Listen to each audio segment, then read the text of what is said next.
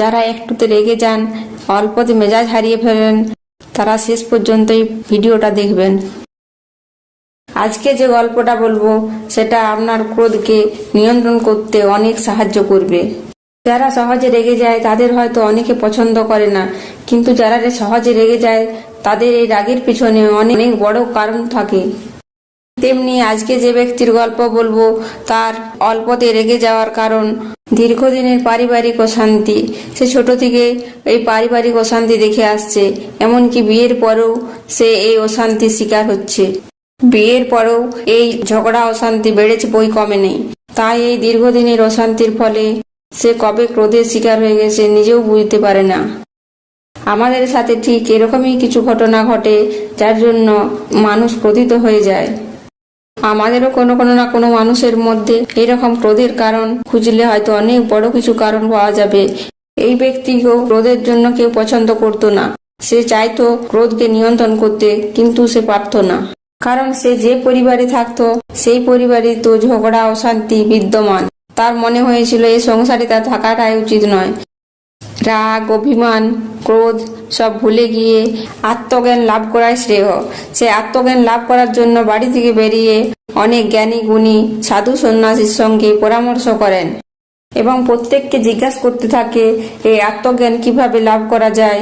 অনেকে দেখে এটাই বলে যে আত্মজ্ঞান যে কোনো মানুষের পক্ষে সম্ভব নয়। আত্মজ্ঞান অর্জন করতে হলে তাকে সিদ্ধ মহাপুরুষ হতে হয়। আত্মজ্ঞান লাভ করার জন্য হয়তো হিমালয়ে গিয়ে ধ্যান করতে হয় 100 বছর, হাজার হাজার বছর পর্যন্ত, তবে হয়তো আত্মজ্ঞান লাভ করা সম্ভব। আবার একজন তো বলেন আত্মজ্ঞান লাভ করার জন্য অনেক শত শত বছর আত্মসিদ্ধি করতে হয়, তবে আত্মজ্ঞান লাভ করা যায়। তা কোনো মানুষের পক্ষে সম্ভব নয়। তো এরকম প্রত্যেকের কাছ থেকে কথা শোনার পর সে হতাশ হয়ে বাড়ি ফিরতে থাকে। বাড়ি ফেরার সময় সে একটা গোলাপ সুন্দর বাগানের দিকে দেখতে পায়। সেই গোলাপের বাগানটা দেখে ভাবতে থাকে আমাদের জীবনটা এই গোলাপ বাগানের মতো সুন্দর। উপরে দেখতে খুব সুন্দর, কিন্তু ভিতরে কাঁটায় পরিপূর্ণ, দুঃখে ভর্তি। যখন সে এরকম কথা ভাবছে তখন পেছন থেকে একটা আওয়াজ শুনতে পায়। একজন বলছে, হে ভগবান, আপনাকে অনেক ধন্যবাদ। আপনি এত কাটার মধ্যেও যে এত সুন্দর ফুল ফোটানো যায়, যা মানুষকে আনন্দিত দেয়, মোহিত করে, বাগানে সৌন্দর্য বৃদ্ধি করে, সেরকম ফুল আপনি ফুটিয়েছেন।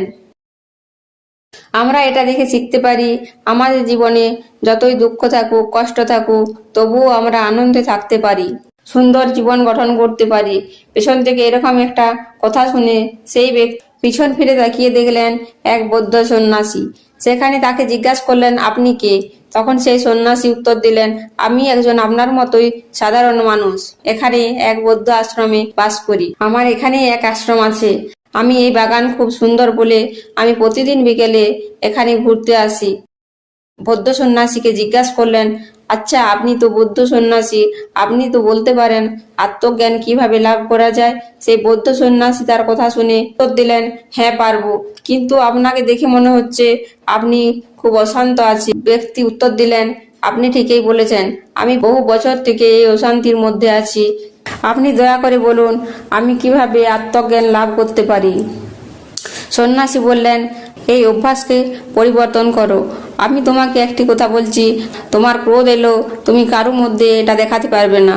তোমার কাজ হচ্ছে রাগকে আসতে দিতে হবে, আর সেটাকে শুধু দেখা। এই রাগ দেখে কোনো প্রতিক্রিয়া তুমি করতে পারবে না। যদি তুমি এগুলো করতে পারো, আর যেদিন তোমার 100 বার রাগ আসা পূর্ণ হয়ে যাবে, সেদিন তুমি আমার কাছে এসো। সেদিন আমি তোমাকে বলে দেবো আত্মজ্ঞান কিভাবে লাভ করা যায়।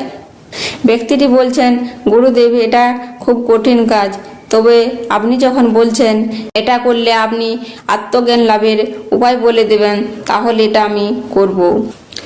এই বলে সে সেখান থেকে চলে যায়। বাড়িতে ফিরতে তার স্ত্রী আসতে তাকে রাগে 4টে কথা বলে দিল।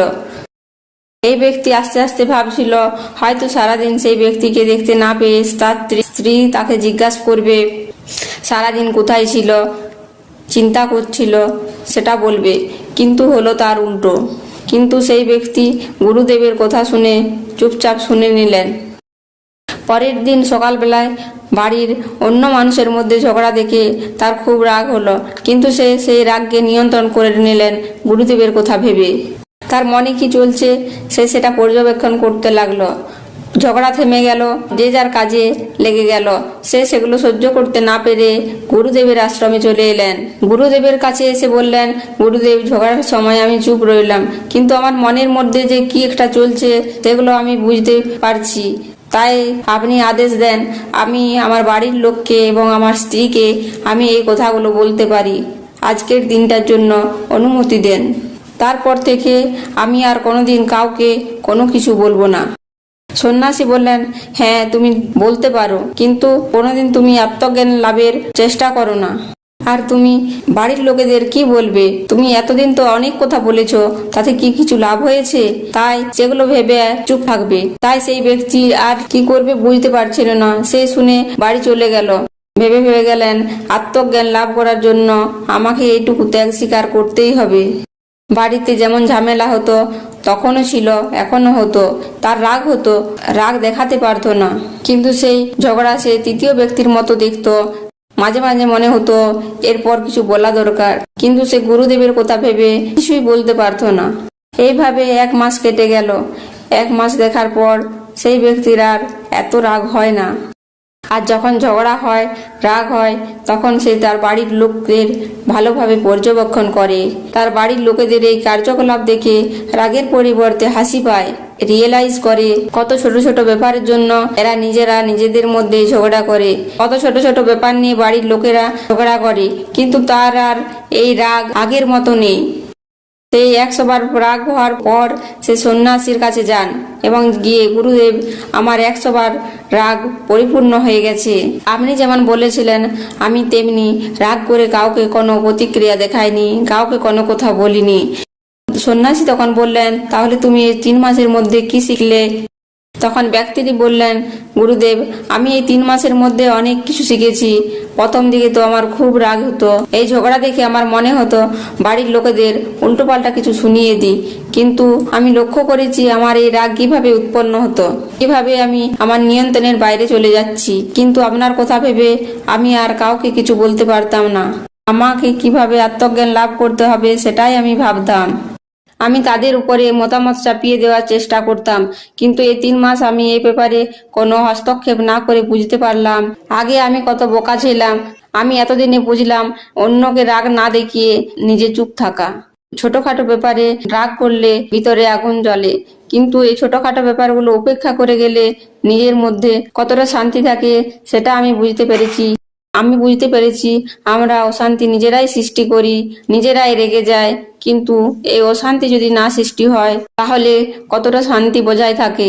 মনের মধ্যেই শান্তি আছে, সেই শান্তিকে খুঁজতে গেলে, অনুভব করতে গেলে বাইরে কোথাও নয়, নিজের মনের মধ্যেই সেই শান্তি খুঁজতে হবে। আর এই 3 মাসে আমি এটাই সব থেকে বেশি শিখেছি। সন্ন্যাসী বললেন, ঠিক আছে, বলো এরপর তুমি আমার কাছে কি চাও?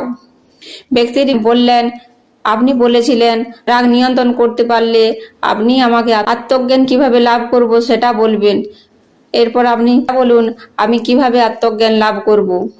সন্ন্যাসী এসে তখন বললেন, এই 3 মাসে যেটা তুমি শিখলে সেটাই আত্মজ্ঞান। আত্মজ্ঞান মানে হচ্ছে নিজেকে ভালো করে বোঝা। যে সময় আমরা রাগ করছি সে সময় আমরা যেন বুঝতে পারি আমরা রাগ করছি, যে সময় আমরা ভালোবাসছি সে সময় যেন বুঝতে পারি আমরা ভালোবাসছি। যখন আমরা কাউকে কোনো কথা বলছি তখন পূর্ণ সচেতনতার সাথে যেন বলতে পারি। আমরা কোনো কাজ যদি নিজেদের সজ্ঞানে করতে পারি, আমাদের মন আমাদিকে না করায়, উল্টে আমরা আমাদের মনকে যেমন চাই তেমন চালনা করতে পারি, তাহলে সেটাই হবে সবচেয়ে বড় আত্মজ্ঞান প্রাপ্তি। এটাই তোমাকে সব থেকে বেশি বুঝতে হবে। তোমার মনের মধ্যে যে রাগ, শত্রুগুলো, সেটার ক্ষেত্রে এটা অভ্যাস করতে হবে। যখন তুমি তোমার নিজের ভিতরে থাকা প্রতিটা শত্রুকে নিজের বশে করে ফেলতে পারবে, সেদিনই তুমি আত্মজ্ঞান প্রাপ্তি হবে। আপনি এই গল্পটা থেকে কি শিখলেন সেটা কমেন্টের মাধ্যমে জানান।